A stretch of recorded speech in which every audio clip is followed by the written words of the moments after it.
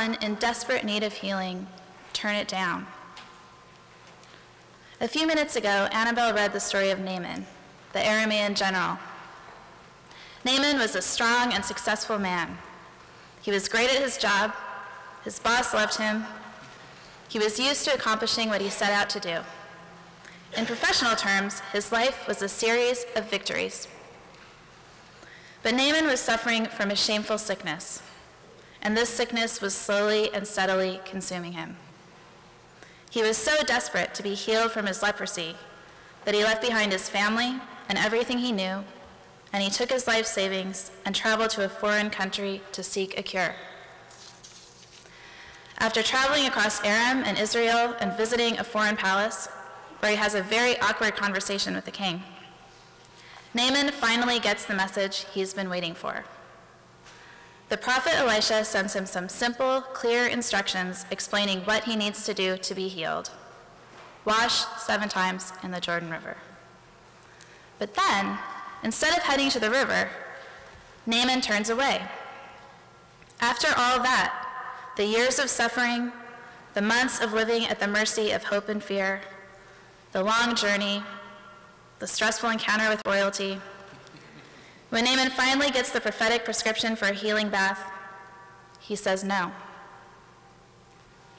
So here's what I've been thinking about this week. Why was Naaman so resistant to healing? Why did he turn away?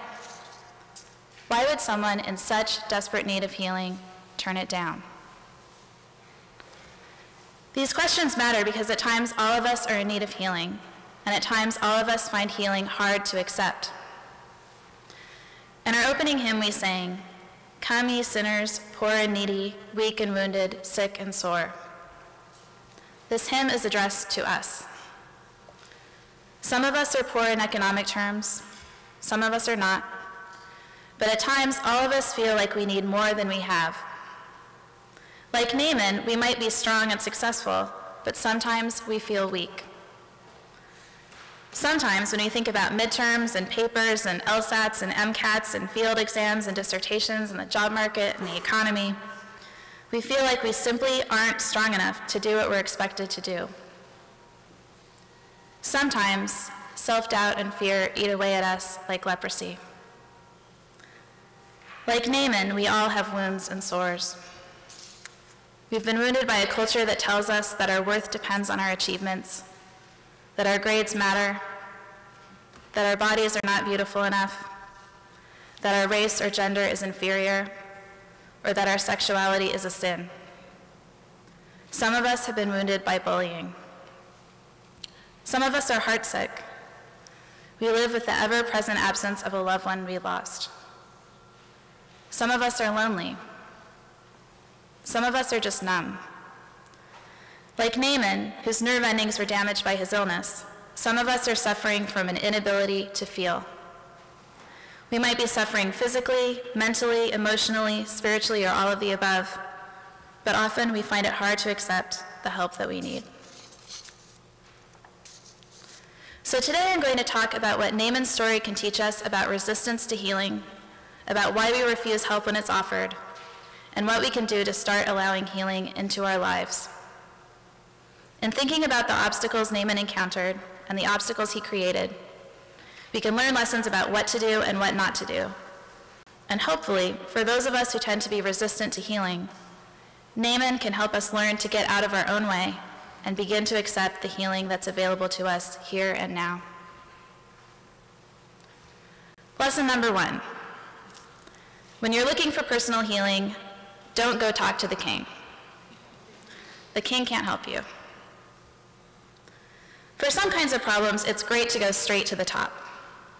Sometimes it's appropriate to sign a petition to President Obama, to make an appointment with President Levin, or to send an email to Police Chief Ronell Higgins. Some problems do need government solutions. For example, as we learn in another part of the Book of Kings, if you and this other woman you know are fighting over a baby boy, and each of you swears that the baby is yours, and neither of you is willing to back down, but you know that you're right, King Solomon is definitely the person you need to talk to. He can take care of that situation for you. But the need for personal healing is not a problem for kings to solve. Even in an age of government health care, people who are hurting need to get care at a hospital, not a capital. If you need mental healing, you need to go to a mental health professional.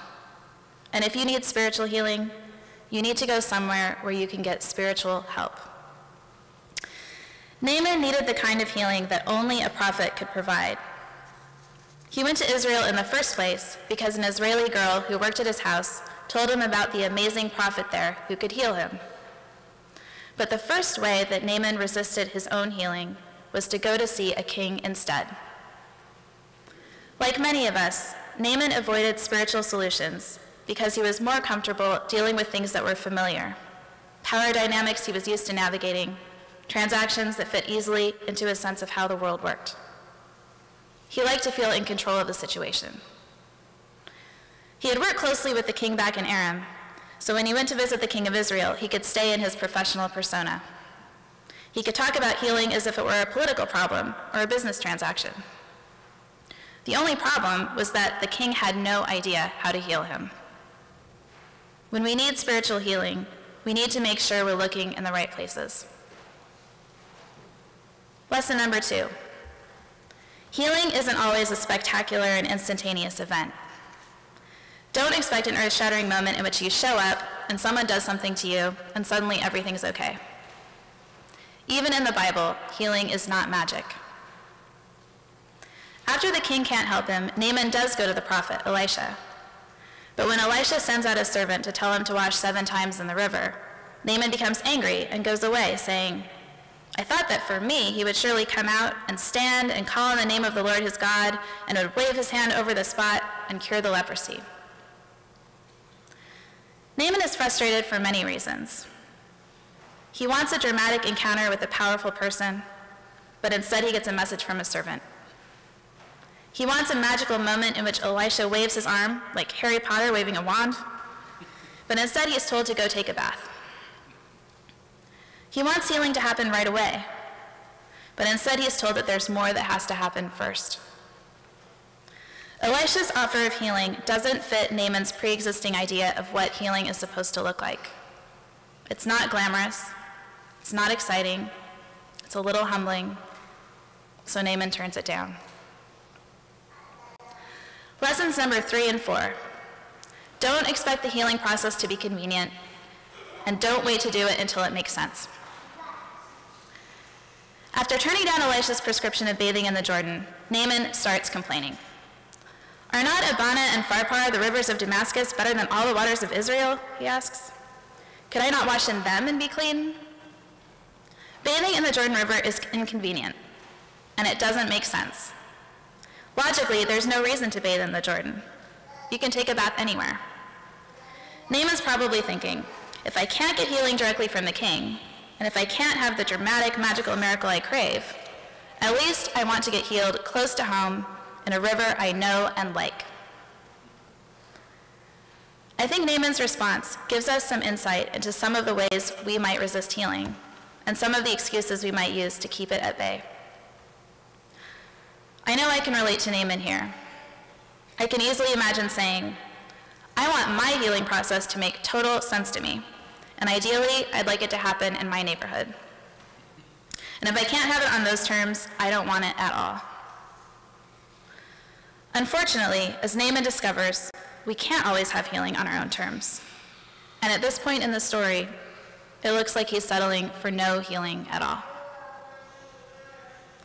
Lesson number 5, listen to your community. It's at exactly this point that Naaman's servants decide to stage an intervention. And the story ceases to head towards tragedy and takes a turn towards the miraculous. Naaman's servants say, "Father, if the prophet had commanded you to do something difficult, would you not have done it? How much more when all he said to you was, 'Wash and be clean'?" This summer, I taught a writing class at the med school. My students were pre-med students working on personal statements for the med school applications, and their first assignment was to write about a time when they were a patient. It turns out that pre-med students are often terrible patients. They are great at doing hard things, like organic chemistry. But when they have the flu and their doctor tells them to do something easy, like rest and sleep and drink fluids, they say, "No way. I am going to power through the flu." One of my students wrote about a time when she was trying to power through her classes with an 103-degree fever, and her roommates had to sit her down and say, "Look, you're sick. It's time for you to go to bed and drink some tea." Sometimes when we're insisting on doing things the hard way and trying to heal ourselves through sheer willpower and stamina, we need to stop and listen to our community, the people around us who care about our well-being. Sometimes when we're resisting healing, they can help us see what we need to do. Which brings us to lesson number 6. Embrace the healing power of ritual. Thankfully, Naaman's story doesn't end with his refusal to bathe. Eventually, Naaman listens to the people around him and decides to give healing a chance. He goes to the Jordan River, and he walks in, and he washes himself. And then he does it again, and again, and again, and again, and again, and again. And then he looks down at himself, and he sees that his flesh is restored, and he is clean. Ritual is a powerful thing. You don't have to understand it for it to work. All you have to do is choose to participate. When our desire to maintain control can hold us back, when we're demanding instantaneous solutions, participating in ritual can help to make us whole. We can believe in ritual even when we can't believe in anything else. Through participation and repetition, we can bypass our insistence on intellectual understanding and allow God's grace to heal us. We are healed through the water of baptism, the bread and wine of communion, the weekly rituals of our worship together as a community, and our individual worship with just us and God. But we're also healed through quotidian rituals we perform every day. If we're suffering from perfectionism, then every time we show up to take a midterm or open up our laptop to write a paper, we can imagine that we are walking to the bank of the River Jordan and gently immersing ourselves in its healing streams. If we are crippled by our fear of the future, then every time we send out a job application or show up at an interview, we can think about how the waters of the Jordan are washing our fears away. Naaman washed in the Jordan 7 times. In the Bible, 7 is a special number. Sometimes it means 7. Sometimes it means infinity. When Jesus said we should forgive people 70 times 7, he didn't mean that we should forgive them 490 times. He meant we should just keep on forgiving. Healing rituals are part of a lifelong process that needs to keep on happening. Like meals and showers, these rituals of healing need to be part of our daily lives. Our 7th and last lesson of the day is that praise is part of the process. Naaman's story doesn't end when he walks out of the river with healthy skin. It doesn't end with him heading home and living exactly like he did before. Instead, it ends with him saying, "From now on, I'm going to praise God." Naaman's guardedness has been transformed to gratitude. He even asked for some dirt to take home from the place where he was healed, so he can always remember what happened to him in Israel. He is never going to forget what God did for him. Sisters and brothers, the good news of Naaman's story is that healing is real. It was real for him, and it is real for us. The challenge of Naaman's story is that sometimes our defense mechanisms can prevent us from receiving healing when it is offered to us. But Naaman's story teaches us that we don't need to feel ready. We don't need to wait or get angry or turn away. We don't need money or power. We don't need to be worthy. We just need to listen to our friends and participate in the healing process. In the words of the hymn, "Let not conscience make you linger, nor of fitness fondly dream. All the fitness Christ requireth is to feel your need of him." Let's venture on God. Like Naaman, let's finally set aside our fears and hesitations, our need for control, and let's learn to embrace the healing that's ours. And then let's spend our lives in gratitude and praise. Amen.